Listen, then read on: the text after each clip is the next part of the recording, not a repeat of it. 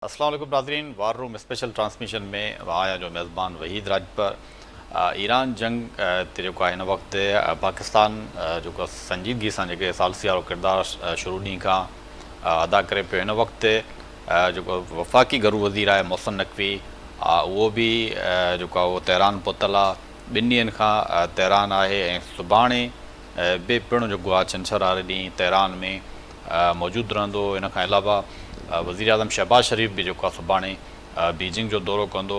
लाज़मी तौर ते ईरान जेको इशू आहे उहो पिणु डिस्कस थींदो ऐं हिन वक़्तु जेकी इंटरनेशनल मीडिया ख़ुदि जेको ईरानी मीडिया आहे उहो रिपोर्ट करे पई त हिन वक़्तु मसवदो जेको आहे मुआहिदे जो उहो शेयर कयो पियो वञे ऐं जेके कंडीशन्स आहिनि उहे ॿिन्ही धुरनि खे जेको आहे पाकिस्तान जे जेको आहे ज़रिए जेको आहे एक्सचेंज कया पिया वञनि। ईरान खे बि जेको आहे नयूं जेके तजवीज़ूं आहिनि मसवदे जी शिकिल में उहे बि हवाले कयूं आहिनि। इन खां अलावा जेको रिपोर्ट थिए पियो त अमेरिका हिन वक़्तु 25% जेके ईरान जा मुजमद थियल असास आहिनि उहे बि वापसी करण लाइ जेको आहे उन ते एग्री कयो आहे। इन खां अलावा जेके यूरेनियम इनरिचमेंट आहे 3.67 उहो बि पिणु जेको आहे ईरान खे जेको आहे रखण ते आमादगी ज़ाहिर कई आहे। इन खां अलावा महदूद जेको आहे वक़्त लाइ तेल विकिरो करणु ऐं पाबंदियूं में नरमी जेको आहे उहो पिणु करण ते जेको आहे उहा आमादगी ज़ाहिर कई आहे। इन खां अलावा अमेरिकी परॾेही वज़ीर मार्को रूबियो जो पिणु बयान साम्हूं आयो आहे जंहिंमें हुन चवणो आहे त ईरान सां कुझु मामलनि ते पेशरफ़ थी आहे ऐं आबनाए होर्मुज़ जेको आहे उन में खां उन ते टॉल टैक्स वठणु कंहिं बि जेको आहे उन कंहिं बि सूरत में क़ाबिल क़बूल न आहे, उनखे क़बूल न कंदासीं।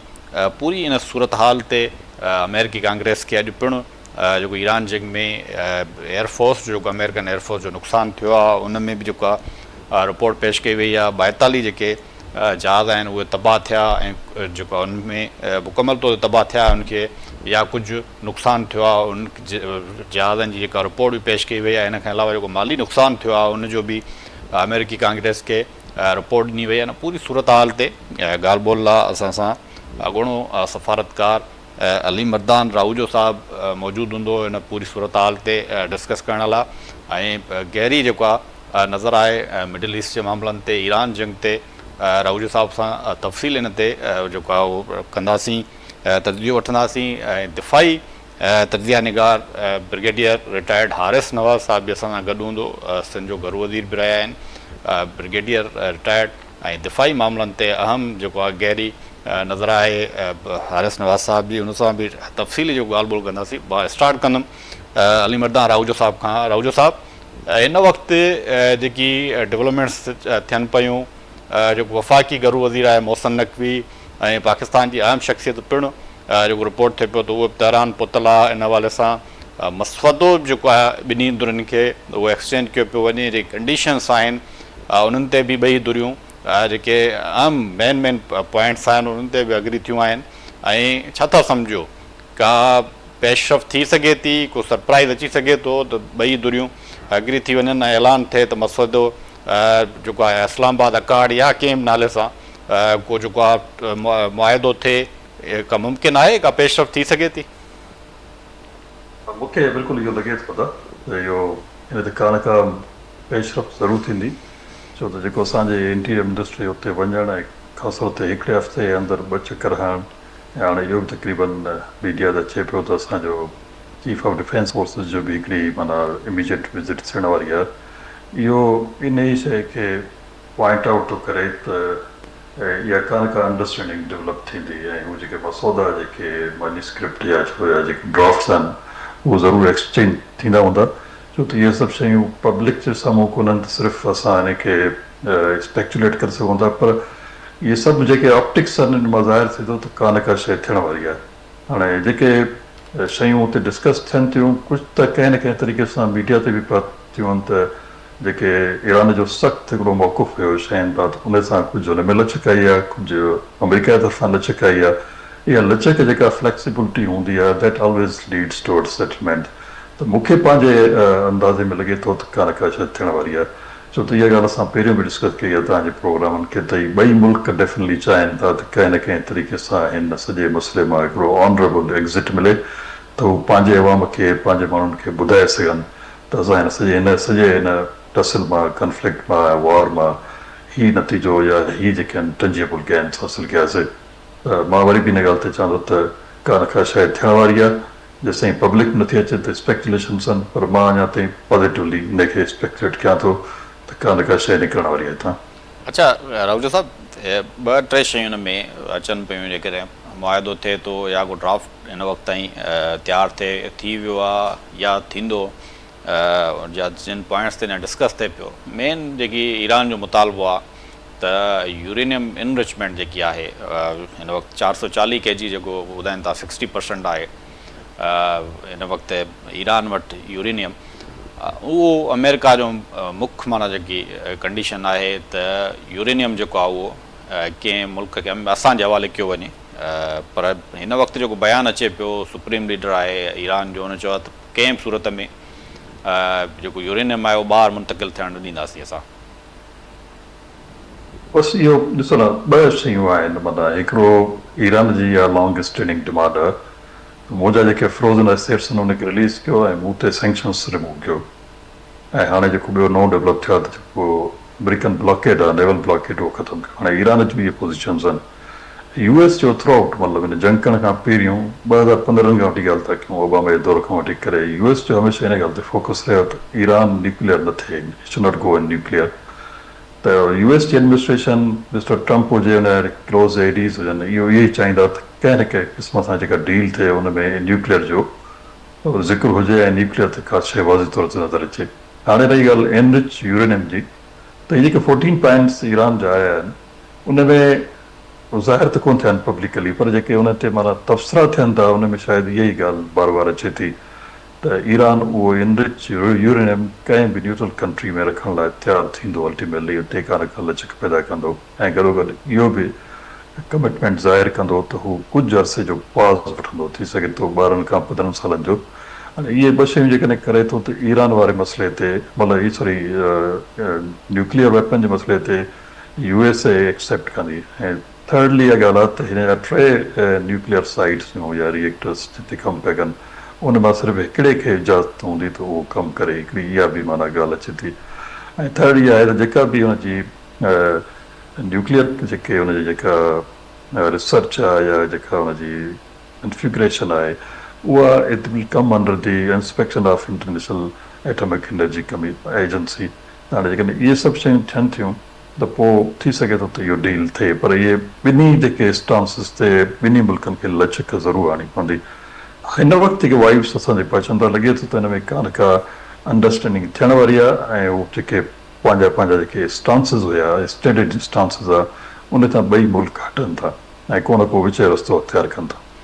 अच्छा राहुल साहब, हिन वक़्तु जेकी सूरत हाल आहे त 2015 में बि जेकॾहिं इहे असां पॉइंट्स ॾिसूं था त 2015 में US ईरान जो जेको एग्रीमेंट हुयो उन में साॻियूं शयूं हुयूं त मतिलबु हाणे 90% यूरेनियम इनरिचमेंट खपंदो आहे कंहिं बि जेको आहे का बि जेकॾहिं हुन में वेपन डेवलप करण लाइ, त हिन वक़्तु 60% आहे ऐं इहो साॻे एग्रीमेंट में इहो ई हुयो 2015 में इहे शयूं हुयूं त जेको आहे वेपन डेवलप कोन कंदा ईरान जे तरफ़ां, जेको एटम बम डेवलप कोन कयो वेंदो। त इहे शयूं साॻियूं अचनि पियूं, पाबंदियूं बटंदियूं ऐं जेको आहे जेके हिन जा फ्रीज़ थियल हुया एसेट्स उहे वापसि थींदा ईरान खे। हाणे इहो आहे त डेवलप इहो जेके थियनि पियूं, डेवलपमेंट्स अचनि पियूं त 25% जेके एसेट्स आहिनि उहे वापसि थींदा। को नओं मुआदो त थियणु कोन पियो वञे, का हुन में का नई शइ त कान्हे, नई शइ कोन हूंदी। ॾिसो, इवन हिन जंग खां पहिरियों बि जेका ओमान जे ट्रैकड़ी में जिनेवा टॉक्स हलनि पिया, उन में बि तक़रीबन अनाउंसमेंट इहे थियूं त असांजो न्यूक्लियर डील थी वियो आहे। ईरान इन्हनि सभिनी शयुनि खे मञे वियो त मां वेपन ग्रेड मटीरियल तयारु कोन कंदुमि, न्यूक्लियर वेपन्स तयारु कोन कंदुमि ऐं जेका मुंहिंजी न्यूक्लियर फैसिलिटीज़ आहिनि उनखे IAEA मतिलबु इंटरनेशनल एटॉमिक एनर्जी एजेंसी उहा हुनखे गार्ड कंदी। त इहो तक़रीबन थियण वारो हो ऐं हिन में काफ़ी उमेद पैदा थी। ऐं 2015 में बि इहा ॻाल्हि थी त ईरान इवन हुनजो जेको सुप्रीम लीडर बि अनाउंस कयो त बाबा जेके न्यूक्लियर वेपन्स आहिनि उहे अगेंस्ट ह्यूमैनिटी आहिनि, असां पंहिंजा वेपन्स न तयारु कंदासीं। पर हिकिड़ी ॻाल्हि तव्हां नोट ज़रूरु कजो, ज़ाहिर आहे इहे दुनिया हिन ते सॼी नज़र रखी वेठी आहे त त जेकॾहिं को बि कंट्री पंहिंजी एनरिचमेंट 3.5% खां ते वधाए थो, 3.5 ते त अलाउड आहे, उहो हुनजो सिविलियन यूज़ आहे, इवन बिजली पैदा थी सघे थी, त उन खां पोइ जॾहिं उहो 60% अचे थो त बाक़ी हुनखे तमामु घटि अरिसो लॻंदो त हुनखे वेपन ग्रेड में तब्दील करे माना हुनखे 90% या 100% ते खणी अचे। असुल ॻाल्हि इहा आहे त जेकॾहिं तव्हां ईरान खे आइसोलेट कयो था ऐं हर तरफ़ सां हुन ते जंग मुसलत कयो था, इवन रीजन खां बि हुनखे थ्रेट कयो था, वापार जूं पाबंदियूं अॻु में आहिनि, त हुन वटि जॾहिं सभु रस्ता बंदि थींदा त हुन वटि इहो ऑप्शन खुलियल हूंदो। हाणे जेकॾहिं हू पंहिंजी न्यूक्लियर वेपन्स डेवलप करे वञे थो त इहो हिकिड़ो वॾो डेटरेंस क्रिएट कंदो। पोइ इहे मुल्क जीअं इसराइल उतां निकिरी अटैक कयो ईरान ते 2025 में बि कयो, हाणे बि कयो, पोइ उनखे 10 दफ़ा सोचणो पवंदो पोइ ईरान ते अटैक कंदा। सो हाणे इन सॼे सिक्योरिटी डायनामिक्स में ईरान जो न्यूक्लियर हुजणु कहिड़नि मुल्कनि खे थ्रेट कंदो ऐं कंहिंखे फ़ाइदो ॾींदो। सो इहे ॻाल्हियूं हुन वटि आहिनि, पर जेकॾहिं इहो मुआदो थिए थो ऐं हिन में इंस्पेक्टर्स अचे वेहनि था ऐं इहो इंश्योर कनि था त बाबा हाणे खां वधीक एनरिचमेंट कोन थींदी, कुझु न्यूक्लियर पावर्स शट थींदा, फैसिलिटीज़ क्लोज़ थींदियूं, त थी सघे थो इन ते अमेरिका ऐं ॿी इंटरनेशनल कम्युनिटी मञी वञे। हाणे सॼो सीनियर इहो आहे, हाणे इन मक़ून को रस्तो कढणो आहे। जी दादा। अच्छा राहुल साहब, प्राइम मिनिस्टर बि सुभाणे जेको आहे बीजिंग रवानो थिए पियो, उते मामला ज़ाहिरी तौर ते इहे डिस्कस थींदा, ईरान जो मामिलो बि, त कहिड़ा मामला उते माना डिस्कस थी सघनि था? ज़ाहिर चाइना बि उनखे शयूं त साम्हूं अची वियूं आहिनि, उन बि ज़ोर भरियो आहे पाकिस्तान ते, सालसी में अञा जेको आहे तेज़ी आंदी वञे, ॿिन्ही धुरनि खे एग्री कयो वञे ऐं जेके शयूं एक्सचेंज थियनि पियूं, सजेशन्स, उहे बि उनमें थोरो किरदारु अदा कयो वञे, तेज़ कयो वञे। त बीजिंग जो दौरो कीअं था ॾिसो शहबाज़ शरीफ़ जो? कहिड़ी डेवलपमेंट्स थींदियूं? हिन वक़्तु जेके बि बीजिंग जा दौरा थी रहिया आहिनि, ऐं हिन खां पहिरियों बिल्कुलु कल्ह जी ॻाल्हि था कयूं त मिस्टर पुटिन जेको रशियन प्रेसिडेंट उहो हुते वियो, इन खां पहिरियों मां ॾिठो हूंदो त प्रेसिडेंट ट्रंप हुते वियल हो, EU जो प्रेसिडेंट वियल हो, जर्मनी जो चांसलर वियल हो। त इहो मक़सदु हिन वक़्तु जेके बि दौरा थियनि था उन में डेफिनेटली जेका मिडल ईस्ट क्राइसिस आहे न, उहो टॉप एजेंडा हूंदो ऐं कंहिं न कंहिं तरीक़े सां हुनजो ज़िक्र बि थिए थो जॾहिं को जॉइंट कम्युनिटी ॿाहिरि अचे थो। त हाणे बि जेको ही असांजे प्रीमियर जो प्राइम मिनिस्टर जो जेको दौरो हूंदो उन में पंहिंजा बायोलेटरल इशूज़ त ज़रूरु हूंदा, पर जेको मेन फोकस हूंदो इन ते हूंदो, छो त हिन वक़्तु पाकिस्तान जी क्रिटिकल पोज़ीशन अची आहे। पाकिस्तान खां अलावा ॿियो को मुल्क बि हिन जी मीडिएशन कोन थो करे, तंहिंजे करे इहा जेका दौरो हूंदो उन में ईरान जो मसइलो ज़रूरु हल थियो हूंदो ऐं हीअ जेके बि मैसेजिंग थिए थी, माना असांजो इंटीरियर मिनिस्टर हुते वेठो आहे, ॿी बि पसे पर्दा जेके डेवलपमेंट्स थियूं, उन सां खे ज़रूरु चाइना खे हू ब्रीफ बि कंदो, चाइनीज़ लीडरशिप खे, ऐं उन सां का अंडरस्टैंडिंग डेवलप थींदी। इहा ॻाल्हि त ज़हन में रखणु घुरिजे। हाणे उहो छा थींदो, चाइना जो रोल कीअं इम्पॉर्टेंट आहे, उहो इहो इन करे इम्पॉर्टेंट आहे त चाइना हिकिड़ो अहिड़ो इमर्जिंग पावर ज़ाहिर थी आयो आहे, उहो हिकु त पाण खे न्यूट्रल कंट्री जी हिकिड़ी पॉस्चरिंग थो करे, ऐं ॿियो इन पोज़ीशन में अची वियो आहे त ॿई कंट्रीज़ जेकॾहिं उहो गारंटर तौर ते पाण खे पिच करे थो त बाबा मां हिनखे जॾहिं सीज़ फायर थींदी या माना जॾहिं जंग ख़तमु थींदी त उहो गारंटर जो रोल अदा करे त उहो बि करे सघे थो। ऐं ॿियो चाइना जो ॾिठो हूंदो ईरान सां अलॻि सां पंहिंजा रिलेशनशिप आहिनि, हुनजी एनर्जी डिपेंडेंसी बि आहे। इवन हींअर बि जेको जॾहिं शयूं थोरियूं सी रिलैक्स थियूं आहिनि त जेको बि कार्गो स्ट्रेट ऑफ हॉर्मुज़ मां निकिरे थो, मोस्टली ऑयल जो कार्गो, उहो सॼो ईरान खे चाइना खे सप्लाई थो थिए। त चाइना जो हिकिड़ो काफ़ी क्रिटिकल रोल आहे, स्ट्रेटेजिक रोल आहे हिन सॼी सिचुएशन में। मुंहिंजे ख़्याल में इन पसमंदर में, इन तनाज़र में असांजी हीअ जेका प्राइम मिनिस्टर पाकिस्तान जी विज़िट आहे चाइना में, पर हिकिड़ो लफ़्ज़ चई करे मां बंदि कंदुमि त हाणे इंटरनेशनल तबसरा इहो कनि त actually Beijing has become new Washington. अॻे सभु मसइला वञी वाशिंगटन में हल थींदा हुया, हाणे सभु जेके दुनिया जा घणे में घणा मसइला आहिनि अची बीजिंग में हल था थियनि। तंहिं करे सभु मुल्कनि जो हिकिड़ो दौरो या क्यू लॻियल आहे त उहे वञी बीजिंग में विहनि ऐं इन मसइलनि ते पंहिंजा ख़्यालनि जो तबादलो कनि। अच्छा राहुल साहब, ॿी बि हिकिड़ी डेवलपमेंट थी आहे, असां ईरान खां ॿाहिरि था निकिरूं त जॾहिं सदर ट्रंप बीजिंग जो दौरो करे पियो, चाइना चयो त ताइवान जेको आहे असांजी रेड लाइन आहे। अॼु तव्हांजी नज़र मां ख़बर गुज़री हूंदी, $14 अरब जा जेके हथियार विकिरो करण जो मुआदो थियल हुयो ताइवान सां US जो, उहो बि आर्ज़ी तौर ते रोकियो वियो आहे। हाँ, तो इहो इन सां लिंक हुयो न, ॾिसो ताइवान जॾहिं मिस्टर ट्रम्प जी विज़िट हुई बीजिंग जी, त हुन में ताइवान जो इशू बि एतिरो फिगर थियल हुयो जेतिरो ईरान जो हुयो, मिडल ईस्ट जो हुयो, छो त उते बि हिकिड़ी ॿिन्ही मुल्कनि जी स्टेटेड पोज़ीशन आहे। चाइना चए थो Taiwan is part of Motherland China ऐं इनखे इंटीग्रेट थियणु घुरिजे, ऐं इहो काफ़ी अरसे खां वठी करे चाइना इनखे डिक्लेयर थो करे त जेकॾहिं असां सां ई नेगोशिएटेड सेटलमेंट नथो करे त इवन असां मिलिट्री एक्शन कंदासीं। ऑन द अदर हैंड हुनखे diplomatic military strategic support USA थो करे। हाणे जेकॾहिं यूएसए ताइवान खे सपोर्ट थो करे त हिन जो चाइना ऐं यूएस जो डायरेक्ट कंफ्लिक्ट थो थिए। जेकॾहिं इहो डायरेक्ट कंफ्लिक्ट थींदो त हिन वक़्तु जॾहिं इहे ॿ इमर्जिंग पावर्स या सुपर पावर्स आहिनि त इन में ॾिसो इहे मुल्क दुनिया में केतिरी तबाही अची सघे थी। पोइ इन में इन दौरे दौरान इहा ॻाल्हि तइ थी त हिकु त काफ़ी सारा हुनजा डिफेंस डील जेको आहे न चाइना साइड सेलेक्ट थिया त हू हुनखे जहाज़ ॾींदो, इक्विपमेंट ॾींदो, माना हुनखे डायरेक्ट डिफेंस सेल माना चाइना सां कंदो, ऐं हुनजी हिकिड़ी फिगर बि आहे मुंहिंजे ख्याल में कोई $30 बिलियन जी आहे, $20 बिलियन जी आहे। ऐं साॻिए नमूने सां इहो बि पाबंदी शायदि इहा डिस्कस थी हूंदी, हुनजी हाणे इहा डिमॉन्स्ट्रेशन थी आहे त यूएसए डिक्लेयर कयो त हू जेको हुनजा डिफेंस डील जेको ताइवान से हो हुनखे कुझु अर्से लाइ हाल्ट थो करे ऐं हुनखे उहो इक्विपमेंट या जहाज़ नथो ॾे।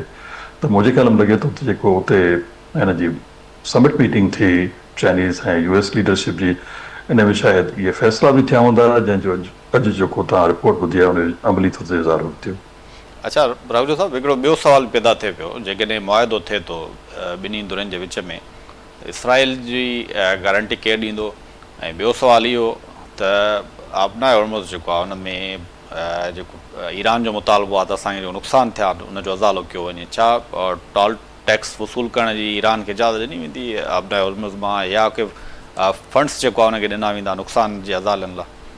ॿ सुवाल आहिनि मुंहिंजा। हिन ते तव्हां जो पोएं दफ़े बि ज़िक्र थियो त जंग जो अज़ालो मतिलबु डैमेजिस या रिपेरेशन केरु ॾींदो, उन में मां तव्हांखे वाज़े तौर ॿुधायो त जेको एग्रेसर कंट्री हूंदो आहे हिन वक़्तु ख़ासि तौर ते इराक़ ते जेका 90 में वॉर थी हुई, जेका इम्पोज़ कई कुवैत जे मथां, त उहा इराक़ ते जेको आहे सो कोई $52 बिलियन जी रिपेरेशन पई। त हिन सिचुएशन में बि जेकॾहिं एग्रेसर डिक्लेयर थिए थो अमेरिका त उनखे इहे डैमेजिस ॾींदा, पर केरु इहो डिक्लेयर केरु कंदो? इहे इंटरनेशनल ट्रिब्यूनल जेकॾहिं एस्टेब्लिश थिए थो ऐं उहो डिक्लेरेशन ॾिए थो। सिमिलरली जेकी गल्फ जा ॿिया कंट्रीज़ आहिनि उहे बि ईरान खां डिमांड करे सघिया, छो त ईरान हुननि जे सिविलियन इंफ्रास्ट्रक्चर ते इलाही अटैक कयो, माना मिज़ाइल्स ड्रोन्स जे ज़रिए, त हू बि हुन ते क्लेम ज़ाहिर करे सघंदा। हाणे जो टेक्निकली त स्ट्रेट ऑफ हॉर्मुज़ मां जेकॾहिं टोल टैक्स मिलंदो, महसूल मिलंदो, त उन मां हू पंहिंजा डैमेजिस कवर कंदो। हाणे इहा ॻाल्हि जेकॾहिं एस्टेब्लिश थिए थी त हिन ॿ लीगल पहलू आहिनि। हिकिड़ो लीगल इहो पहलू आहे त ईरान चए थो त बाबा इहो इंटरनेशनल पैसेज आहे, हुन स्ट्रेट आहे, हुन एक्चुअली इहो टेरिटोरियल वाटर्स आहिनि, हिकु पासे ईरान जा ऐं ॿिए पासे ओमान जा। टेरिटोरियल वाटर जो मां तव्हांखे ॿुधायां थो, हुनजा 12 नॉटिकल माइल हूंदा आहिनि, जेके ज़मीनी तौर ते 22 माइल्स हूंदा आहिनि। त 22 माइल्स ईरान जो हिसो आहे, 22 माइल्स जेको आहे सो ओमान जो आहे। त टेरिटोरियल वाटर में इहो हूंदो आहे त उहो तव्हां कंहिंखे इजाज़त नथा ॾेई सघो। पर हिन सां गॾु ॿियूं जेके हिकिड़ो इंटरनेशनल लॉ ऑफ सीज़ आहे उन मुताबिक़ इहे जेके स्ट्रेट्स आहिनि इनखे इंटरनेशनल वाटर्स ॾिनो आहे। इन ते सॼी माना दुनिया जी हिन में हिनखे ॿियनि लफ़्ज़नि में जुरिस्डिक्शन ॾिनी आहे त इहो सभिनी सॼी ह्यूमैनिटी कलेक्टिव प्रॉपर्टी आहे। त मूंखे नथो लॻे राजू साहब त इहो इन ते टोल टैक्स ते ही कंट्री राज़ी थींदा। इवन तव्हां ॾिठो हूंदो त चाइना में बि जॾहिं ट्रम्प मौजूदु हो त चाइना वारनि बि जेको आहे हिन ॻाल्हि खे ॿुधायो त असां इन में इनखे सपोर्ट था कयूं त स्ट्रेट ऑफ हॉर्मुज़ खुलियल हुजे ऐं उन ते का बि महसूली पाबंदी न हुजे। त इन ॻाल्हि ते राज़ी कोन थींदा। बाक़ी डैमेजिस बि स्ट्रेट अवे कोन थींदो त ईरान डिमांड कई हुनखे सुभाणे डैमेजिस रिपेरेशन मिलंदी, पर इनखे इंटरनेशनल ट्रिब्यूनल जेकॾहिं एस्टेब्लिश थिए थो अंडर UN और इंटरनेशनल कोर्ट ऑफ जस्टिस, ऐं उहो जेकॾहिं एस्टेब्लिश करे थो, it was actually US which did aggression, त पोइ हुनखे ॼाणा पवंदा। सिमिलरली जेकॾहिं हू ॿिया मिडल ईस्ट जा कंट्रीज़ जेके गल्फ GCC कंट्रीज़ आहिनि उहे एस्टेब्लिश कंदा त असांखे हुन ज़बरदस्ती जेको आहे ईरान अटैक कयो त ईरान खे बि रिपेरेशन ॼाणा पवंदा। पर ईरान ॾिसो पाण था न त हिकिड़ो ऑयल रिच कंट्री आहे, हुन ते इंटरनेशनल सैंक्शन्स लॻल हुया, सिर्फ़ु हुनखे वापारी पाबंदियूं हटाइनि था त उहो ईरान पंहिंजा जेके लॉसिस आहिनि उहे रिकवर करे सघे थो। बाक़ी स्ट्रेट ऑफ हॉर्मुज़ मां महसूल मिलण जो मूंखे अंदाज़ो कोन्हे तव्हांखे मिली सघे थो। अच्छा, हीउ जेको इसराइल जो सुवालु रहिजी वियो त इसराइल जो गारंटियर केरु हूंदो? जेकॾहिं राहुल साहब ईरान जो सदाईं इहो मुतालबो रहियो आहे त असांखे श्योरिटी खपे त ॿीहर असां ते हमिलो न थींदो। इसराइल जी ॾिसो न, हाणे तव्हां पाण सम्झो था सॼी दुनिया तव्हांजी नज़र आहे त इसराइल ऑन इट्स ओन कुझु बि कोन्हे. हिकु त नंढड़ो स्मॉल कंट्री आहे, ठीकु आहे, ऐं उहो चौधारी जेको आहे सो उन्हनि कंट्रीज़ जे विच में आहे जेके ईरान जे इराक जे हॉस्टाइल आहिनि. त हू पंहिंजी एग्ज़िस्टेंस पंहिंजी पाण इंश्योर नथो करे until it has a active support from USA first of all and European countries जेके असां वेस्ट चवंदा आहियूं. त ॿियनि लफ़्ज़नि में ही US जो हिकिड़ो प्रॉक्सी सम्झो या हुन में नंढड़ो जेको आहे सो कॉलोनी सम्झो. जेकॾहिं US एग्रीमेंट करे थो ऐं US हुन एग्रीमेंट जो पाबंद आहे त उहो इसराइल खे रोके सघे थो, बाक़ी ॿिया कोन था रोके सघनि. छो त चयो ई ईअं वञे थो त इहा असल में वार ई जेका आहे इसराइल जी जंहिंमें अचे US पाण टपकियो. पर जेकॾहिं USA एग्रीमेंट करे थो त इज़राइल ख़ामोश थींदो. पर हिकिड़ी ॻाल्हि तव्हांखे मां नोट करायां ज़हन में हुजे नाज़रीन जे में त इसराइल जा डिज़ाइन्स डिफरेंट आहिनि. इसराइल जा डिज़ाइन्स इहे आहिनि त हू ज़ियोनिस्ट आहिनि ऐं ग्रेटर इसराइल जो तस्वर खणी था अचनि, जंहिंजी जस्टिफिकेशन हू पंहिंजे जेके दीनी किताबनि में वठंदा त बाबा हुनखे इहा लैंड जेका न 3000 साल पहिरियों इवन इहो बि कोट कनि था जॾहिं हज़रत मूसा तूर सीन ते वियो त हुनखे उते डिवाइन कमांडमेंट हुई त इहा जेका लैंड ऑफ कैनान आहे उहा बनी इसराइल जी आहे, माना ॿियनि लफ़्ज़नि में इन्हनि जी आहे. त हू इहा कोशिशि कंदा रहंदा त असांजो जेको इहो ड्रीम आहे ग्रेटर इसराइल जो, जंहिंजो असांजो डिवाइन स्क्रिप्चर्स में जेको आहे सो ज़िक्र थियल आहे, इहा असां हासिलु कंदासीं. Actually that is actually zionism. बाक़ी यहूदियत ॿी मुख़्तलिफ़ आहे, जूडियोज़म डिफरेंट आहे. ज़ियोनिज़म इहो ई आहे त हुनखे पंहिंजो उहो ख्वाब जी ताबीर करणी आहे ऐं जंहिं ते जेकॾहिं उहो थींदो त ॿिया खोड़ मुल्कनि में जेको आहे प्रॉब्लम थींदो. ऑलरेडी लबनान में हले थो, सीरिया में हिकिड़ा इशूज़ आहिनि. इहो ग्रेटर डिज़ाइन जेका इसराइल जी आहे इनखे अमेरिका ई रोके सघे थो, ॿियो कोई वेंदो रोके सघे ऐं गारंटर बि अमेरिका ई थींदो. जी अदा. अच्छा राघुजा साहब, हाणे इहो बि मतिलबु जेको कल्ह प्रेस कॉन्फ्रेंस हुई सदर शी जी ऐं सदर प्यूतन जी, उन में फस्ट टाइम माना तव्हां ॾिठो हूंदो त चाइना एग्रेसिव अंदाज़ में हिकिड़ो मतिलबु बयानु ॾिनो. ईरान जो जेको आहे जंग आहे उन जो हल तलाश करणु ऐं जेकी ताक़त जो यकतरफ़ो जेको इस्तेमालु आहे उनजी मज़म्मत कई. त इन खां पहिरियां कंहिं मामले में तव्हां ॾिठो हूंदो सीरिया ते अटैक थियो तॾहिं चाइना सिधी रीति माना अहिड़े क़िस्म जा बयान कोन्हनि, पर हिन वक़्तु जे उनजी मज़म्मत करे पियो त यकतरफ़ी जेकी ताक़त जो जेको इस्तेमालु आहे उहो न थियणु घुरिजे. इहा फ़क़ति चाइना जी पोज़ीशन न आहे, पर इहे घणनि मुल्कनि जी आहे. त जेको हिन वक़्तु मसइलो सॼो आहे, इहो सॼो मसइलो इहो आहे त actually it has been established that might is always right. जेको माइट आहे, पावरफुल माण्हू आहे, पावरफुल मुल्क आहे, उहो पंहिंजी मर्ज़ी करे थो ऐं कंहिं बि जवाज़ खां अलावा वञी नंढनि मुल्कनि खे तंग था कनि ऐं हुन ते अटैक था कनि. त इहा हिकिड़ी स्टेटेड पोज़ीशन आहे.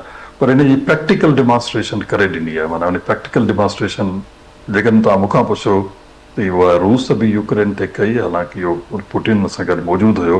त इहो इन जे लाइ बि हिकिड़ो मैसेज हो त बाबा जेका तव्हां एग्रेशन कई आहे यूक्रेन उहा बि सही न आहे, उहो बि ताक़त जो बेदरीक जेको इस्तेमालु आहे. ऐं हाणे बि जेको USA ऐं इसराइल वॉर खे ईरान जे मथां, इहा बि एक्ज़ैक्टली सेम डिमॉन्स्ट्रेशन आहे.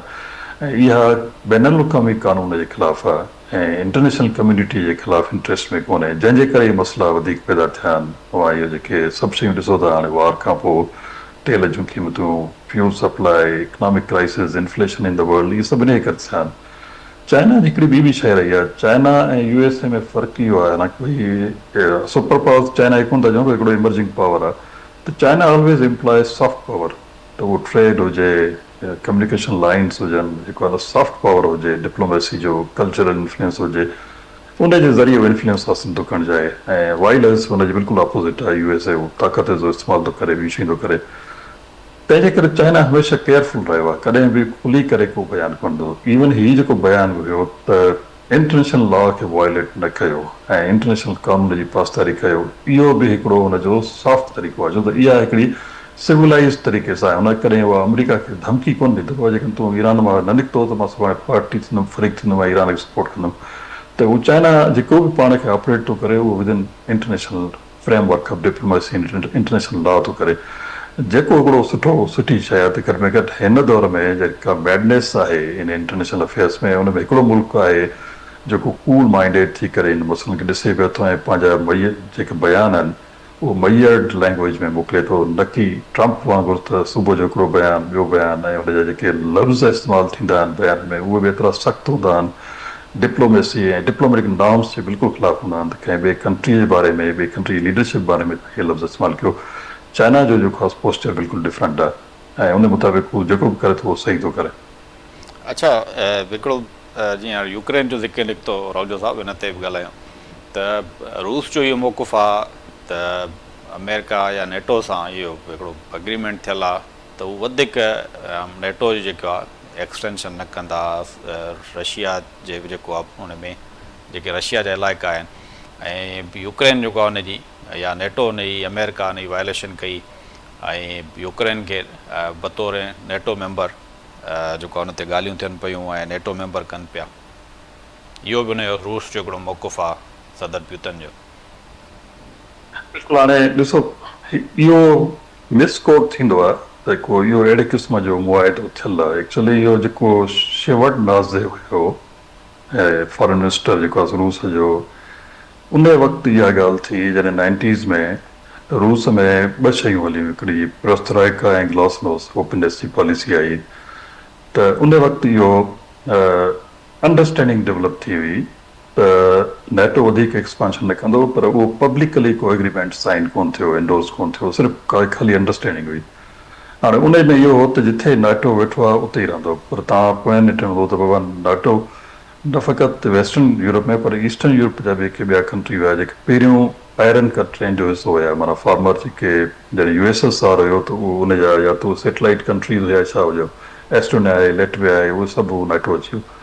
यूक्रेन ते रशिया जो इहो वाज़े मौक़ुफ़ आहे त Ukraine is not a different country.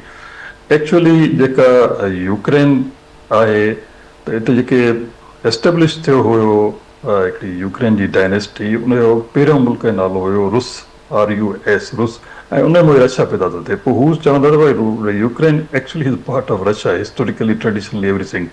हाणे जेकॾहिं उहो बि जेको आहे सो नेटो जो हिसो त पोइ तव्हांजूं फोर्सिस जेके नेटो फोर्सिस ईंदा इट दी डोर स्टेप ईंदियूं, त उनखे उन प्रीएम्प्ट करण लाइ यूक्रेन ते अटैक कयो। पर हाणे उन खां पोइ जेके ॿियूं शयूं जेके डेवलप थियूं उहे थियूं त सॼो वेस्ट यूरोप, इन खां पोइ USA, उनखे हिकिड़ी नओं माना चवंदा त it has become actually new Afghanistan for रूस, त उहो सभु गॾिजी जेको आहे हुन यूक्रेन खे सपोर्ट कयो ऐं काफ़ी अर्से खां उते ब्लडी वार्स थी हले। सो मां तव्हांखे इहो करेक्ट कयां त इहो एग्रीमेंट कोन हो, उहा अंडरस्टैंडिंग हुई, या सिर्फ़ु ॿिनि लीडर्स जे विच में हुई, गोर्बचोव जे विच में, हुन वक़्तु रेगन हुयो उन जे विच में, ऐं शेवरनाज़ ऐं जेको अमेरिकन जो जेको फॉरेन मिनिस्टर हुन जे साम्हूं फॉरेन सेक्रेटरी जे विच में। पर हू चवंदा त इहो एक्चुअली अंडरस्टैंडिंग ही या बाइंडिंग ही, इन जेको वायलेशन कंदो हुनखे असां जेको आहे न बर्दाश्त कंदासीं।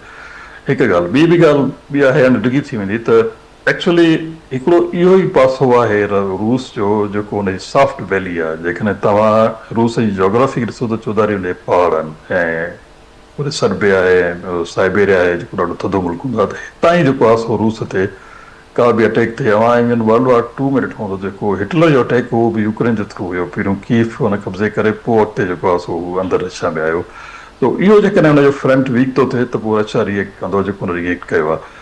पर वरी बि मां वरी पंहिंजे हिन ते मेन थीसिस ते जेकॾहिं इहा ॻाल्हि आहे त इन में जेको आहे सो हुनखे जेको आहे सो छा चइबो आहे, पंहिंजे रशिया जेको आहे सो त एग्रेशन कई आहे, जेका हुनखे न करणु घुरिजे। हिन सां जेको आहे आलमी अमन में जेको तबाही पैदा थींदी। अलीमता रावजो साहब, तव्हांजी वॾी महिरबानी, तव्हां क़ीमती टाइम ॾिनो। हिन वक़्तु दिफ़ाई तजिया निगार ब्रिगेडियर रिटायर्ड हारिस नवाज़ साहब असां सां मौजूद आहे। ब्रिगेडियर साहब, आपको वेलकम कहूँगा मैं। इस वक्त बड़ी डेवलपमेंट्स हो रही हैं। हमारे जो वज़ीर दाखिला हैं मोहसिन नकवी साहब, वो तेहरान में दूसरी मरतबा तेहरान गए हुए हैं और 2 दिन से वहीं पे हैं। कल भी उनकी जो है वहीं मौजूदगी होगी। कह रहे हैं कि कोई ड्राफ्ट जो है वो शेयर हो रहा है दोनों फरीक़ैन के दरमियान, तो आप क्या कहेंगे? कोई बड़ी कोई पेशरफ्त होने वाली है? कोई मुआहदा होगा इस्लामाबाद में? क्या आप भी गहरी नज़र रखते हैं दिफाई मामलात पे? देखें, 2 दफ़ा इस हफ्ते में 2 दफ़ा ये गए हैं, इंटीरियर मिनिस्टर गए हैं मोहसिन नकवी साहब, तो जाहिर है कि बहुत प्रोग्रेस है और नज़र आ रही है। और उसके बाद अभी तो आपको शायद पता हो फील्ड मार्शल आजम ने, चीफ ऑफ डिफेंस फोर्सेस ने, वो भी ईरान के लिए रवाना हो गए। दैट मीन्स कि there is very positive news इंशाल्लाह। और क्योंकि जब फिर मतलब उसी सूरत गए होंगे जब काफ़ी पॉइंट पे कन्वर्जेंस हो गई होगी, अंडरस्टैंडिंग हो गई होगी, डेवलपमेंट हुई होगी, ब्रॉड फ्रेमवर्क बन गया होगा कि ये हमें कैसे करना है इसको। उसी वक्त फाइनल इसको टच देने के लिए फिल्म अच्छी नहीं होंगे। और मेरे ख्याल में हो सकता है कि इफेक्टिव मीटिंग ये भी है कि शायद वो मुस्तफा खamenei साहब जो मुस्तशर है उनसे भी मुलाकात करें, क्योंकि न्यूक्लियर एक जो भी कैपेबिलिटी है, जो भी उनका डिसीजन होगा वो उनका फाइनल डिसीजन वही अथॉरिटी। जो अमेरिकन की रिक्वायरमेंट्स हैं उसको आप देखें तो उनको सब चीज़ों को देखें तो उस वक्त जो 460 किलोग्राम जो है उसका क्या बंदोबस्त होगा, किस मुल्क में पास किया जाएगा, वहाँ कहाँ कैसे रखा जाएगा, कैसे डिग्रेड किया जाएगा, ये सारी चीज़ें वहाँ पर होंगी। इसलिए मैं ये बात कर रहा हूँ कि इसको बट फील्ड मैची भी जाने के मकसद से जब मैं ये समझता हूँ कि इसका मतलब है कि काफ़ी हद तक नाकरा कामयाब हो चुके हैं, पॉइंट्स कन्वर्ज हो चुके हैं और हो सकता है कि 48 आवर्स के अंदर शायद ये उम्मीद हो कि परमानेंट जंगबंदी का अनाउंस हो जाए। नंबर 2 स्टेट ऑफ हॉर्मूज को खोल दिया जाए और नेवल ब्लॉकेट खत्म कर दिया जाए। ये 3 स्टेप के बाद एटलीस्ट दुनिया एक साई ऑफ रिलीफ देगी कि आपकी शिप मूवमेंट स्टार्ट हो जाएगी, लॉजिस्टिक स्टार्ट हो जाएगी, ऑयल स्टार्ट हो जाएगा, एनर्जी गैस जाना शिप से थ्रू शुरू हो जाएगी मुल्कों में। और उसके बाद ईद के बाद काफ़ी लोग हज पे गए, हम सब ईरान से भी गए होंगे और पाकिस्तान से भी गए होंगे। तो इसके बाद जून के फर्स्ट वीक में श्योर एक फिर पाकिस्तान में जरूर शामिल मुलाकात मुज़ाकरात होने चाहिए। वहाँ फाइनल राउंड टॉप में एक ब्रॉड फ्रेमवर्क बना के एक मसौदा तैयार करके और फिर दोनों उनके डेलीगेशन उसको साइन करें और ये परमानेंट बन जाए।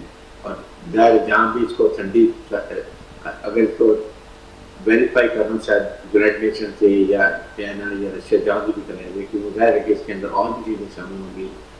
मिसाल के तौर पर ईरान चाहता है कि उसका जो है इकोनॉमिक सैंक्शन उठा दीजिए इस मामले के बाद, उनके जो एसेट्स भी जो हैं वो उनको मिलने वापस मिलने और एक थ्रेट जो है अमेरिका और इसराइल पर हमेशा के लिए ये पर ये उनको गारंटी हो कि आइंदा के लिए कभी ईरान ये अमेरिका और इसराइल जो है ये ईरान को अटैक भी करेंगे, इसके भी करेंगे। तो ये सारी चीज़ें आई थिंक ये तो बात की बात है। पहला इनिशियल स्टेप जो है फिल्म मासिक में आई थिंक कोई ना कोई ये पाकिस्तान की अच्छी खबर लेकर आएंगे, बल्कि आज वो सब पूरी दुनिया की अच्छी खबर है। अच्छा आरिफ साहब, आयतुल्ला मुज्तबा खamenei का बयान भी अल जज़ीरा रिपोर्ट कर रहा है। उन्होंने कहा है कि ईरान जो है वो यूरेनियम इनरिचमेंट जो है ना वो बैरून मुल्क किसी के हवाले नहीं करेगा। इस हवाले से उन्होंने डायरेक्टर्स भी दे दिए हैं, हुक्म भी जारी कर दिया है कि हम यूरेनियम इनरिचमेंट बाहर किसी को नहीं देंगे। ये चीज़ सामने आ रही है। देखिए आई डू एग्री, अभी तक उनका है, लेकिन हो सकता है कि जब फाइनल मुआहदा होता है, अगर आप देख रहे हैं कि एक हम बंदी कर रहे हैं, ईरान के अवाम की खिलाफ बहबूद की बात कर रहे हैं, एसेट्स उनके रिलीज हो रही हैं, इकोनॉमिक सेंक्शन खत्म हो रही है, ईरान को हमला न करने की गारंटी मिल रही है, तो फिर कहीं ना कहीं आपको भी कॉम्प्रोमाइज़ करना पड़ेगा। जहाँ अमेरिका कॉम्प्रोमाइज़ करे तो आपको भी करना पड़ेगा। अगर आप यही यूरेनियम जब आप कह रहे हैं और कमिटमेंट कर रहे हैं कि आपको मुस्लिम नहीं बनाना, तो इसको हो सकता है कि जो आप फ्रेंडली मुल्क में शिफ्ट करें तो टाइम में उसको डिग्रेड करके आप इस्तेमाल करते हैं। अब फिर अमेरिका ये भी मान गया पहले सिफर एनरिचमेंट के ज़्यादा दे रहे थे, अब वो 3.7 जो इंटरनेशनल एटॉमिक एनर्जी कमीशन की एक अलाउड परमिशन है, तो वो उनके लिए ईरान अरेंजमेंट कर सकते हैं अपने न्यूक्लियर रिएक्टर के लिए, एनर्जी के लिए, मेडिकल के लिए, एग्रीकल्चर के लिए, एनर्जी के लिए। तो ये काफ़ी चीज़ें मेरे ख्याल में दफ्त तस्वीर तरफ हैं और इसीलिए फिर मार्शल जाती हैं। अगर हो सकता है मुलाकात हो जाए मुस्तफा खamenei से, तो इसी चीज़ को डिस्कस की जाएगी ताकि एक दुनिया एक मुकम्मल तबाही से जंगी नॉट ओनली जंगी तबाही बल्कि इकोनॉमिक के से बचे। अच्छा आरिफ साहब, एक चीज़ ये भी सामने आ रही है कि वो ईरान का मुतालबा रहा है कि हमारे जो वसासे मुंजमद हैं अमेरिका में वो भी हमारे हवाले किए जाएँ या जो पाबंदियाँ हैं उनमें नरमी की जाए। तो किस तरह के इन मामलात में किस तरह का जो है रिलीफ मिलेगा ईरान को? मैंने ये बात की ना कि अगर वो अमेरिका मान जाता है तो फिर उसके ऊपर यही अगर ईरान स्टेट ऑफ हॉर्मूज खोल देता है और इनिश यूरेनियम को जो 460 किलोग्राम है वेपन ग्रेड का उसको कोई और मुल्क में शिफ्ट तैयार होता है, तो ज़ाहिर है ईरान भी कहेगा कि मेरे से इकोनॉमिक सैंक्शन भी उठाने, मेरे जो एसेट आप फ्रीज किए वो मुझे वापस करें اور ہمیں گارنٹی دے کے آئندہ امریکہ اور اسرائیل ہمارے پر اٹیک کبھی نہیں کریں گے. یہ 3 بیسیکلی ان کی ریکوائرمنٹس ہوں گی جس کے بعد یہ معاہدہ ہوگا, اور اس پہ کہیں نہ کنورجنس ہو چکی ہوگی. تبھی field marshal I am sure کہ کہیں سے بھی کہ فائنل نیٹی کو سالو کر کے اس کو فائنل ایک کو ڈرافٹ کرنا دیں. اچھا طارق صاحب, ایک بات یہ بھی آ رہی ہے کہ ایران کا یہ مطالبہ ہے کہ جو ہمارے نقصانات ہوئے ہیں ایران کے, اس کا ازالہ کیا جائے. تو یہ کس طرح ممکن ہے؟ اور امریکن جو فارن منسٹر ہیں انہوں نے بھی, مارکو روبیو, انہوں نے بھی کہا ہے کہ آبنا ہارمز پہ جو ہے ٹول ٹیکس کسی بھی صورت میں وہ وصول کرنے ہم نہیں دیں گے. یہ جو سجیشن ہے ناقابل قبول ہے. تو کیا امریکہ اس میں یہ اس طرح کوئی ریلیف دے گا ایران کو, جو نقصانات ہوئے ہیں اس کا ازالہ کرے گا؟ دیکھیں یہ ایک بڑا ٹرکی پرابلم ہے. تو پرنسپلی دیکھیں تو ایران ڈیزرو کرتا ہے کیونکہ انپروڈ اس کو بڑا ٹیکس ہو گیا اور اس کا انفراسٹرکچر بہت زیادہ نقصان ہو گیا. اسکول کی بچیاں صحیح نہیں ہیں, مین پر صحیح نہیں, کافی زیادہ جو ایک انسانی جانوں کا ضیاع ہو گیا. پلس ان سے کافی اپنا نقصان ہوا, ان کے اپنے جہاز سارے تباہ کر دیے, نیول شپ تباہ کر دیے. ان ساری چیزوں کو دیکھیں تو ان کا جو ایسٹیمیٹ ہے وہ $300 بلین ہے. ہو سکتا ہے کہ وہ ایران کہے کہ مجھے ریپریشن دے وغیرہ کر کے کار کرتا ہے, تو پھر یہ بات ہو سکتی ہے کہ ایک سیٹ آف رموز پہ ایک ایسا بارڈر مینجمنٹ میکنزم بنا دیا جائے کہ $300 بلین کے نقصان کو پورا کرنے کے لیے وہاں ٹیکس لگے, اور جب یہ پورا ہو جائے اس کے بعد ایک پراپر نئی ٹیم بنے جو اس کو کھولے اور پھر اس کو پراپر بارڈر میکنزم بنا کے اس کو وہاں سے نکالا جائے اور پھر اس کو ٹیکس بناؤ. تو دیکھیں وائی میڈیا میں کہیں کہیں نہ کہیں ڈسکشن نہیں ہوگی, تو کوئی حل نکلا ہوگا تبھی پھر وہاں سے فائنلی اس کو وہاں ڈسکس کرنے کی ہے. اچھا بریگیڈیئر صاحب, میں ایک سوال یہ بھی آ رہا ہے کہ اگر یہ معاہدہ اگر ہوتا ہے تو امریکہ ایران کے دو پارٹیوں کے درمیان ہوگا, تو اسرائیل کی گارنٹی کون لے گا؟ اسرائیل جو ہے لبنان پہ اٹیک اس وقت جنگ بندی ہے, پھر بھی وہاں پہ اٹیک ہو رہے ہیں جو ہے, تو اس کی گارنٹی کون لے گا؟ کیونکہ اس کے ساتھ تو ڈائریکٹ ایران تو ایگریمنٹ نہیں کرے گا. لیکن یہ گارنٹی جو ہے یہ امریکہ کو دینی پڑے گی. امریکہ اور اسرائیل کی کمبائنڈ گارنٹی ہوگی, اور میرے خیال میں سب سے بہتر ہے کہ جو ہے نیشنل میں گارنٹی لکھی کہ جو معاہدہ سائن ہوتا ہے تو اس کے بعد ان کو بھی انوالو کرنا چاہیے. 193 کنٹریز ہیں, ان کو مل کے بیٹھ کے اس سسٹم میں ان کو کوئی کردار تو نہیں رہا. امریکہ نے کسی کو ریکمنڈ کر دیا ہے, لیکن اسٹل چائنا نے اگر جو چائنا پاکستان سے پتہ نکالا نہیں پوائنٹ تھا, اس کے اندر بھی یہی لکھا ہوا تھا کہ اس کو الٹیمیٹلی رینڈیشن کے تھرو اس کو وہاں پر گارنٹی دیتی ہے. اچھا حارث صاحب, ہمارے پریمیئر صاحب جا رہے ہیں, شہباز شریف صاحب, بیجنگ کا وزٹ ہے کل. وہ وزٹ آپ کس طرح دیکھتے ہیں؟ کوئی وہاں پہ بھی ظاہر ایران کا معاملہ ڈسکس ہوگا, تو کیا سمجھتے ہیں وہاں کس طرح کا کوئی اعلان ہو سکتا ہے, کوئی معاملہ ڈسکس ہو سکتے ہیں؟ اس پہ آپ کیا کہیں گے؟ دیکھیں ایک بات یاد رکھیں, اگر فیلڈ مارشل فیضان سے ministry for defence forces Iran جا رہے ہیں, اس کا مطلب اگر پرائم منسٹر چائنا جا رہے ہیں تو یہ دونوں کی ایک کڑی ہے. ظاہر چائنیز لیڈرشپ ہم ہمیشہ ہر موقع پہ ان کو آگاہ کر کے رکھتے ہیں, ان کو بریف کرتے ہیں, ان کو بتاتے ہیں کہ ورلڈ ڈیٹنگ سچویشن ہے ہو رہی ہے, کیونکہ چائنا کا ہمیشہ ہارٹ اینڈ سول اس معاملے میں پاکستان کے ساتھ ہے. پاکستان ہمیشہ ان سے مشورہ کرتا ہے, اور ہمارے وہ ایک بہت ٹرسٹڈ فرینڈ ہے, اور اس میں ہمیں کوئی ڈاؤٹ نہیں ہے کہ ہم کسی لحاظ سے بھی امریکہ چائنا کو اپنے سے جدا نہیں کر سکتے. اس لیے ہم ان کو بریف کرنے گئے ہیں, جو بھی ابھی ڈسکشن ہوئی ہیں, جہاں فریم ورک بن رہے ہیں, جو بھی کنورجن پوائنٹس ہو رہی ہیں, یہ ہم شور پاکستان کی چائنیز لیڈرشپ پہ بات کریں گے, ان کو بتائیں گے, ان سے مشورہ لیں گے, اور پھر ہم شور اس کے بعد یہ کرنے بھی کریں گے نا فیلڈ مارشل امریکہ کو اور ایرانیوں کو بھی بتائیں گے.